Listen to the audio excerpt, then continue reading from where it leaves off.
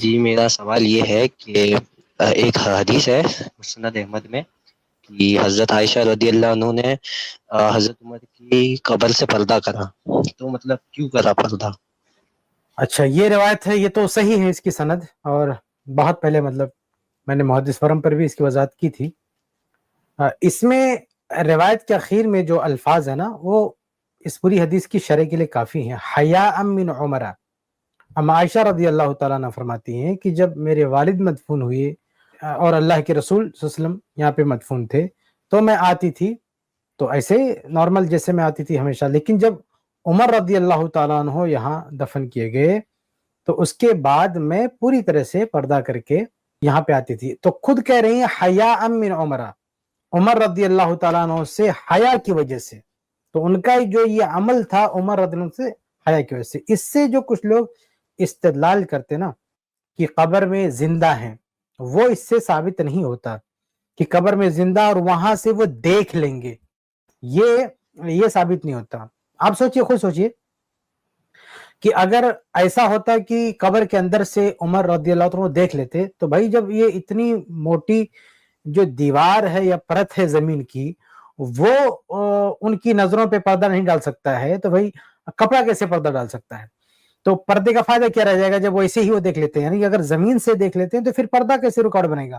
تو اس لیے وہ نہیں مراد ہے کہ وہ زندہ ہے وہاں سے دیکھ رہے ہیں، یہاں صرف اما عائشہ رضی اللہ عنہا کا اپنا عمل میں آ رہے ہیں۔ اس کو کہتے ہیں نا کمال تقوی، جو کمال کا تقوی، کمال حیا، یعنی اما عائشہ رضی اللہ عنہا کا بھی یہ اعتقاد نہیں ہے کہ وہ زندہ ہے وہاں سے دیکھ رہے ہیں نا، لیکن یہ حیا کی اپنی شان ہے۔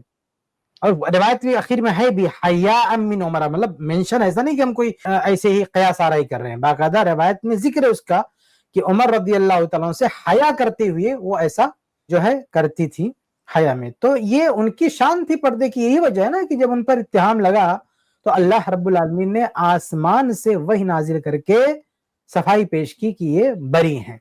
تو یہ حیا کی شان ہے، جو خاتون، جو صحابیہ حیا کی اس معیار پر ہوں تو ظاہر سی بات ہے کہ اللہ رب العالمین کوئی الزام نہیں لگنے دے گا۔ تو یہی تو کمال ہے ان کا، کمال حیا، یعنی ان کی پاک دامنی پر جو ہے دلالت کرتا ہے۔ اور اس حدیث سے جو سیکھنے کی چیز ہے، حیرت کی بات ہے وہ نہیں سیکھی جا رہی ہے۔ سیکھنے کی چیز اس میں خواتین کے لیے کہ ان کو حیا کرنی چاہیے، لوگوں کے سامنے آنا جانے کا جو معاملہ ہے کم سے کم رکھنا چاہیے، کبھی جانا پڑے تو پردے کا خیال رکھنا چاہیے، یہ اس حدیث کا پیغام ہے۔ لیکن افسوس کے ساتھ کرنا پڑتا ہے کہ خواتین بجائے اس کے کہ اس حدیث سے حیا سیکھیں، اس حدیث سے یہ سیکھنے سکھانے کی کوشش ہو رہی ہے کہ قبر کے اندر جو بزرگان دین وہ زندہ ہے۔ میں نے بتائیے، سوچئے کہ اس حدیث سے جو سیکھنے کی چیز ہے، یعنی اس حدیث پہ جو عمل ہے اما عائشہ رضی اللہ تعالی عنہا کا، یعنی جو ان کا عمل تھا، عمل یہ ہے کہ وہ حیا کرے۔ یہ عمل تھوڑی ہے کہ عمر رضی اللہ عنہ سے کوئی مانگ رہی ہیں، کوئی بات چیت کر رہی ہیں، کوئی مدد مانگ رہی ہیں اپنے شوہر سے، یعنی اللہ کے رسول صلی اللہ علیہ وسلم سے، یا اپنے والد سے، یا عمر رضی اللہ تعالیٰ عنہ سے، ایسا تو کچھ بھی نہیں ہے۔ یعنی اما عائشہ رضی اللہ تعالیٰ عنہ سے ایسا تو کچھ بھی ثابت نہیں ہے کہ ان کے گھر میں یہ قبریں ہیں اور کبھی جا کے وہاں پہ کچھ مانگا ہو، مدد مانگی ہو، کوئی بات چیت کی جی ہو، ایسا شیخ کوئی آپ ثابت نہیں۔ صحیح بول رہے ہیں، لیکن میں بول رہا ہوں ثابت کہ ہے حیا، مطلب زندہ حیا سے سیکھنا پردہ چاہیے۔ کرتے ہیں نا، مطلب کیا کہہ رہے ایسے کیوں کر رہے ہیں؟ وہ دیکھ ہی نہیں سکتے تو کیا مطلب؟ یہاں پہ حدیث ہے ایسی۔ ہیں؟ وہی کہہ رہا ہوں کہ وہ کمال حیا ہے، ان کا اپنا انداز ہے، یعنی ان کا اپنا معیار ہے۔ ہم یہ نہیں کہتے شریعت کو مطلوب ہے، لیکن بھائی ایک خاتون اور ایک صحابیہ یعنی حیا کے اس معیار پر ہے کہ اس سے بھی یعنی ان کی جو عادت ہے کہ اس گھر میں میرے شوہر اللہ کے رسول صلی اللہ علیہ وسلم رہتے تھے، والد بھی آتے تھے، تو ان کی موجودگی میں زندگی میں یہ معیار تھا۔ اب یہاں یہ مدفون ہو گئے تو اس کو باقی رکھے ہوئے ہیں، تو ان کا اپنا انداز ہے، ان کا اپنا معیار ہے۔ اور آخر میں مینشن بھی ہے کہ حیا کی وجہ سے تھا، یہ نہیں ہے کہ قبر میں زندہ ہے۔ آپ خود سوچئے اگر زندگی کی وجہ سے ہوتا معاملہ، تو زندگی کی وجہ سے اگر ہوتا تو یہ جو مٹی نگاہوں پہ پردہ نہیں ڈال رہی تو کپڑا کیسے پردہ ڈال دیتا؟ آپ خود سوچئے۔ اما جی آپ عائشہ کی رضی بات اللہ عنہ کا صحیح یہ ہے، عقیدہ بٹ ثابت یہ نہیں ہوتا۔ بدعت کی کیٹیگری میں نہیں آتے، مطلب جو لوگ ایسا بنا دیتے ہیں کیا چیز؟ اپنے کام سے۔ کیا کہہ رہے ہیں؟ نہیں، اصل بدعت میں آپ نہ حیا کا نہیں معنی، تو میں آپ بول رہا دیکھو ہوں میرے کہ بھائی ایک مطلب بات میں یہ آپ حدیث میں آتا ہے کیا کوئی چیز ایسا؟ پھر تو جو لوگ ادب کے نام پہ اپنی اپنی چیزیں بنا لیتے تو اس کو بولیں گے کہ یہ بھی تو حضرت عائشہ نے اپنے من سے کرا، تو ہم کیوں نہیں ادب کر سکتے؟ پیٹ پھیر کے نہیں مطلب نہیں، یہ بولتے تو ادب کے نام پر نہیں ہے، آپ سمجھ ہی نہیں پا رہے ہیں۔ ایک شدت حیا ایسی ہوتی ہے نا کہ کوئی نہیں دیکھنے والا ہو، جیسے حضرت عائشہ ہی کا ایک واقعہ منقول ہے کہ جب وہ حیض کی وجہ سے بعض اپنے حج کے مناسک نہیں ادا کر پائیں تو اللہ کے رسول نے عبد الرحمن ابن ابی بکر سے کہا کہ لے کر کے جاؤ اپنی بہن کو اونٹ پہ بٹھا کر کے، اور جو حدود حرم ہیں اس سے باہر جائیں گی اور پھر احرام باندھ کر کے آئیں گی اور جو مناسک ان کے بچ گئے ہیں وہ ادا کریں گی۔ تو عبد الرحمن ابن ابی بکر نے بیٹھایا حضرت عائشہ کو اونٹ پر اور لے کر کے چلے، اور انہوں نے چہرے پہ اپنے پردہ ڈالا ہوا تھا۔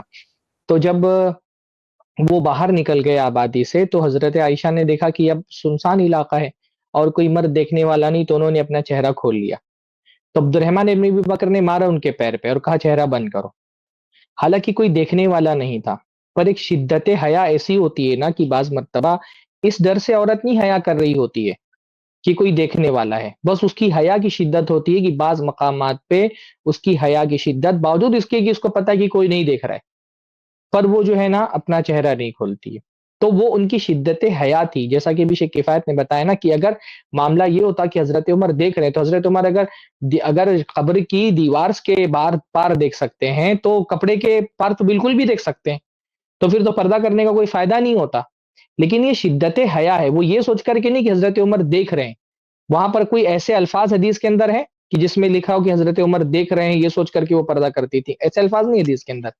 بس یہ کہ اس جگہ پر ایک اجنبی آدمی دفن ہے، اب تک کہ میرے ابا دفن تھے، اب تک کہ میرے شوہر دفن تھے، تو مجھ کو وہ حیا کی شدت نہیں تھی۔ لیکن جب یہ ہوا کہ ایک اجنبی مرد یہاں پر دفن ہے تو وہ ان کی شدت حیا تھی کہ وہاں پر بھی وہ پردہ کر کے جانے لگی، وہ یہ سوچ کر کے نہیں جاتی تھی کہ حضرت عمر دیکھ لیں گے قبر کے اندر سے ان کو۔ تو یہ ایسا ہوتا ہے کہ بعض مرتبہ ایک عورت جب حیا کی شدت ہوتی ہے، بھئی آپ دیکھیں نا کتنی مرتبہ ایسا ہوتا ہے کہ ہم گھر میں ہوتے ہیں، کتنی مرتبہ ہوتا ہے کہ ہم اپنے گھر میں ہوتے ہیں، ہم کو کپڑا چینج کرنا ہوتا ہے، لیکن ہم جو ہے نا لنگی پہن کر کے اور اس کے بعد کپڑا تبدیل کرتے ہیں، حالانکہ ہم کو پتہ ہے کوئی دیکھنے والا نہیں، اگر برہنہ ہو کر کے بھی کپڑا تبدیل کر لیں کوئی دیکھنے والا نہیں۔ پر جو ہمارے اندر حیا کی شدت ہوتی ہے نا وہ معنی ہوتی کہ ہم ایک سنسان گھر میں بھی جو ہے نا وہ کپڑا برہنہ ہو جائیں، یہ حیا کی شدت ہوتی ہے۔ کوئی گھر میں نہیں ہوتا ہے پھر بھی ہم باتھ روم میں جاتے ہیں تو لاک لگا دیتے ہیں، تاکہ ہم کو پتہ ہے کہ دروازے پہ بھی لاک لگا ہوا ہے، پھر بھی باتھ روم میں جا کر کے لاک لگاتے ہیں۔ تو یہ حیا جب انسان کے اندر ہوتی ہے نا تو اس کی حیا اس کو اس طرح کے کاموں پر ابھارتی ہے۔ اس حدیث میں بھی بس اتنا ہی ہے کہ ایک اجنبی آدمی کی قبر کیونکہ اب گھر میں موجود ہے تو پھر انہوں نے جو ہے وہ پردہ کرنا شروع کر دیا۔ اس روایت میں کہیں پر بھی یہ نہیں ہے کہ وہ یہ سمجھتی تھی کہ حضرت عمر قبر کے اندر سے مجھے دیکھ لیں گے۔ جی شیخ بھائی جواز کے دائرے میں شریعت پہ جب آدمی عمل کرتا ہے نا تو اس سے ایک ذوق، ایک طبیعت، ایک تہذیب جنم لیتی ہے۔ جو مستحبات ہیں، جو واجبات ہیں، جو تمام چیزیں ہیں نا تو وہ تمام چیزیں مل کر کے انسان کی ایک طبیعت بناتی ہیں، اس کا ایک ذوق تیار کرتی ہیں۔ آپ سلف کے واقعات میں پڑھیں گے کہ بھئی آدمی نے دیوال سے مٹی بھی نہیں کھرچی۔ اب بھائی دیوال سے مٹی کھرچنے میں کیا مسئلہ ہے، لیکن کیا ہے کہ جب تقویٰ بڑھتا ہے، ایک طبیعت تقویٰ کی جب تیار ہوتی ہے تو وہ چیز جواز کے مرحلے میں، لیکن انسان کا وہ ذوق، اس کی وہ تربیت ہو گئی ہے نا، اس مرحلے پہ وہ پہنچ گیا ہے کہ بھئی یہ بھی نہیں گوارا ہو رہا ہے کہ کسی کی دیوال سے مٹی کھرچ لے۔ بھائی اللہ کے رسول کی حدیث ہے کنواری کے سلسلے میں کہ وہ جو ہے اس کی اجازت سکوت ہے، خاموشی ہے۔ کیا اگر وہ بول دے کہ بھئی ہاں ٹھیک ہے میں شادی کروں گی تو کیا کوئی ناجائز بات ہوگی؟ نہیں۔ لیکن اللہ کے رسول صلی اللہ علیہ وسلم کو انسان کی نفسیات معلوم ہے کہ جو بھی بحیا ہوگی، کنواری ہوگی، اس کی جو تربیت ہوئی ہے، اس کا جو ذوق ہے وہ کیا ہے، وہ منہ سے کہہ نہیں پائے۔ اللہ کے رسول صلی اللہ علیہ وسلم نے اس کی خاموشی کو وہاں اجازت قرار دیا۔ بہت دفعہ ایسا مسئلہ ہوتا ہے کہ کوئی چیز جائز، میں سمجھ گیا، لیکن سامنے سے مجھے بولا جی اپنا باپ ہے، اپنا بھائی ہے، لیکن ایک عورت نہیں کر پاتی ہے۔ اس حدیث میں نہیں لکھی ہے، سب بول رہے وہ کہہ رہی کہ مطلب ایکسپلینیشن دے رہے ہیں، حدیث میں تو لکھی ہے وہ بتایا۔ ارے بھائی حدیث میں جو لکھی ہے بات وہ تو کفایت بھائی نے بہت کھول کر کے بتا دیا۔ حدیث میں جو بات لکھی ہوئی ہے ہم اس کے فہم کے لیے بہت ساری باتیں کہہ رہے ہیں، یعنی ہم یہ نہیں کہہ رہے ہیں کہ ہماری بات حدیث میں لکھی ہوئی ہے۔ حدیث میں جو بات لکھی ہوئی ہے وہ تو شیخ کفایت نے جو بیسک اور بنیادی بات کی تو بتا دیا۔ اب جو بات حدیث میں لکھی ہوئی ہے اس بات کو سمجھانے کے لیے اور ذہن سے قریب کرنے کے لیے ہم مثالیں دے رہے ہیں کہ کیا ہوتا ہے، یہ ہم کہہ رہے ہیں۔ ہماری بات حدیث میں نہیں لکھی ہوئی ہے، وہ تو حیام من عمرہ حدیث میں لکھا ہوا ہے، وہ بتایا ہوا ہے، اس کو سامنے رکھ کر کے ہم اسے ذہن سے قریب کر رہے ہیں۔ اصل میں ہوتا کیا ہے نا، بہت ساری باتیں دماغ میں سیٹ نہیں ہوتی ہیں. جب تمثیلات آ جاتی ہیں, تشبیہات آ جاتی ہیں, کچھ مثالیں آ جاتی ہیں, تو وہ بات ذہن میں بیٹھ جاتی ہے. تو ہم نے یہ ساری تشریحات اس لیے کی ہے, ورنہ اصل بات تو حدیث میں موجود ہے, اور وہ کاؤنٹر کوئی نہیں کر سکتا جو انہوں نے کہا کہ اگر مسئلہ یہی ہے, پردے ہی کا مسئلہ ہے, تو دیوار سے اگر دیکھ لیا, مٹی کو پار کر کے دیکھ لیا, تو کپڑا پھر کیا مسئلہ ہے؟ آپ غور کیجئے نا اس میں. جی تو شیخ میں سمجھ گیا, یہ سوال میرے دماغ میں بھی آتا ہے, لیکن وہ میں سمجھا نہیں پا رہا تھا. تو اس میں ایک اور سوال آتا ہے واقعے سے, کہ جیسے آپ نے بتایا کہ حضرت عائشہ رضی اللہ عنہ اتنی مطلب پردے دار تھی, حیا والی تھی, کہ مطلب ایک مردے سے, مطلب مردے یعنی ان کو دیکھ نہیں سکتے, پھر بھی ان سے پردہ کر دی تھی.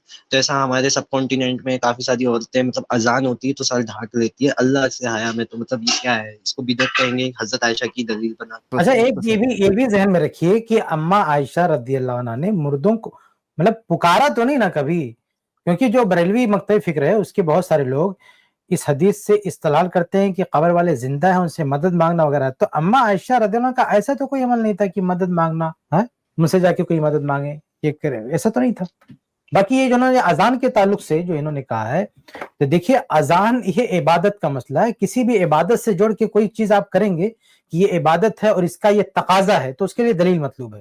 اور یہ عادت کا مسئلہ ہے, یہ جو حیاء من عمرہ ہے, یہ عادت کا مسئلہ ہے کہ اما عائشہ رضی اللہ عنہ کا کمال احتیاط ہے, ان کی اپنی عادت ہے, ان کا اپنا انداز ہے, ان کا اپنا انداز ہے. اور ابو بکر صدیق رضی اللہ عنہ کی پرورش ہے, انہوں نے اپنی دونوں بیٹیوں کی ایسی پرورش کی کہ حیا میں بالکل کمال کو پہنچی ہوئی ہے. وہ صحیح بخاری کی حدیث ہے نا کہ اسماء ان کی بہن تھی, جا رہی تھی تو اللہ کے رسول صلی اللہ علیہ وسلم راستے میں ملے تو اپنے سواری بٹھائی کہ آ کے سوار ہو جائیں اور آپ کے گھر تک چھوڑ دیتے ہیں. لیکن وہ کہتی ہیں کہ فاستحییت ان اسیر مع الرجال, مجھے حیا آئی کہ میں مردوں کے ساتھ چلوں. جبکہ کون تھے بلانے والے؟ بخاری کی روایت ہے, اللہ کے رسول صلی اللہ علیہ وسلم بلانے والے تھے, اور آپ کے وما نفر من اصحابہ, اکیلے بھی نہیں تھے, آپ صلی اللہ علیہ وسلم کے صحابہ تھے. لیکن حیا کا یہ معیار دیکھیں آپ, فاستحییت, بڑی بہن کہہ رہی ہیں, اسماء رضی اللہ عنہ کہہ رہی ہیں, مجھے حیا آئی کہ میں مردوں کے ساتھ چلوں. اللہ کے نبی نے نہیں ٹوکائی کہ یہ کون سی حیا ہے, ہم آپ کو بلا رہے ہیں. لیکن یہ انداز ایک اپنا حیا کا ایک اونچا معیار ہے. ابو بکر صدیق رضی اللہ عنہ کی بنات کا, ان کی بیٹیوں کا یہ پرورش ہے, اور اسی وجہ سے اللہ رب العالمین نے آسمان سے جن کا یہ معیار ہو حیا کا, اللہ تعالیٰ ان پہ کوئی الزام نہیں لگنے دیتا ہے. تو ہمیں جو سیکھنے کو جو چیز ملتی ہے نا, وہ حیا سے. میں سمجھ گیا, لیکن اگر کوئی بنا مطلب بول تو رہے کہ وہ سر ڈھانپ دے, کیونکہ کیا ہوتا ہے نا شیخ, یہ بات جب میں بولتا ہوں نا تو وہ آگے سے کہتے تو مطلب تم مان گئے کہ مطلب ایک انسان اپنے آپ سے بھی حیا ویا کر سکتا ہے اگر حدیث میں نہیں آئے. تو شیخ اگر کوئی عبادت نہیں سمجھتا, صفائی ستھرائی حیا پردے کا معاملہ آپ آزاد ہیں, آپ کریں, وہ کوئی دین کا مسئلہ تھوڑی ہے. آپ اس میں اعلیٰ سے اعلیٰ معیار اپنا ہے, آپ کو کون منع کر رہا ہے؟ تو جیسے میں نے ابھی اذان کی مثال دی کہ سر ڈھانپ لیتے, تو اس کو اگر کوئی عبادت سمجھ کے نہیں, لیکن شیخ عبادت سمجھ کے نہیں, وہ عبادت سے جوڑ کے آپ کچھ کریں گے تو پھر وہ مسئلہ ہو جائے گا. عبادت عادت میں آزاد. شیخ میں سمجھ گیا آپ کی بات, لیکن کوئی بول رہا ہے کہ نہیں میری عبادت نہیں, بس اگر کوئی کر لے تو چلے گا.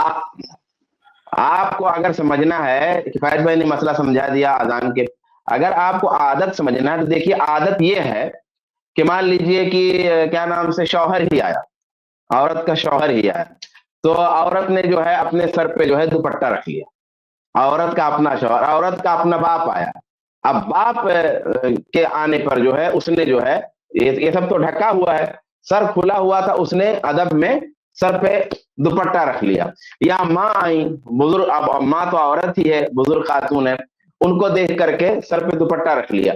یہ ہے حیا, یہ ہے ادب, یہ ہے سلیقہ, اس کو آپ کہہ سکتے ہیں, یہ جواز کے دائرے میں ہے. لیکن وہ جو ہے نا, آپ جو کہہ رہے ہیں نا, وہ تو ایک خاص عبادت کے مناسبت سے, تو خاص عبادت کی مناسبت سے جو انہوں نے دوپٹہ رکھا, یہ کہنا کہ میں نے عبادت کی نیت سے نہیں رکھا ہے, میں یہ کہنے کی بات ہے جب وہاں عبادت موجود ہے اور اسی کے تقاضے کے طور پہ آپ نے رکھا ہے تو اس کو اسی سے جوڑا جائے گا. اگر آپ اس کو عادت سے جوڑنا چاہتے تو میں نے 2-3 مثالیں دی ہیں, اور وہ عادت کی مثالیں ہیں, لیکن یہ عبادت کی مثال ہے, تو فرق رکھنا ہے.